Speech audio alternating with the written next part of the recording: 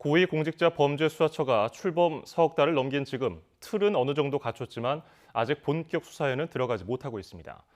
김학의 전 법무부 차관과 관련해서 이규원 검사의 면담 보고서 조작 의혹이 1호 사건이 될지에 관심이 쏠린 가운데 직접 수사 여부를 이번 주에는 결론 낼 거라는 전망이 나옵니다. 우철희 기자입니다. 우여곡절 끝에 지난 1월 출범한 고위공직자 범죄수사처는 출범 100일이 넘도록 1호 사건 수사에 착수하지 못하고 있습니다. 이제야 전반적인 업무 관련 사항을 담은 사건 사무 규칙을 만들고 일부 조직을 개편하는 등 본격적인 수사를 위한 각 잡기를 어느 정도 마쳤습니다.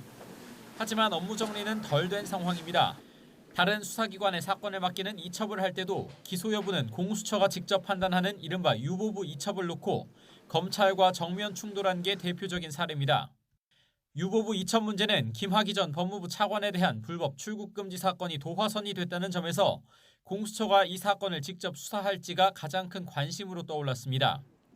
현재의 불법 출국 금지 사건은 공수처가 직접 기소 여부를 판단하겠다면서 검찰에 사건을 넘겼지만 검찰은 이에 강력 반발해 당사자인 이규원 검사와 차규근 본부장을 독자적으로 기소했습니다.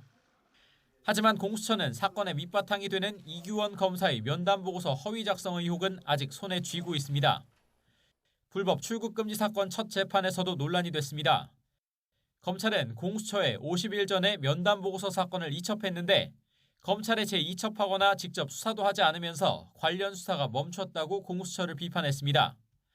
반면 이규원 검사 측 변호인은 검찰이나 공수처 모두에서 조사받지 않아 범죄 사실을 알지 못하지만 충분히 소명할 수 있다면서 공수처를 통해 혐의가 결정될 건데 검찰이 혐의를 흘리고 있다고 주장했습니다. 입장은 다르지만 검찰과 피고인 모두 공수처를 압박한 셈입니다.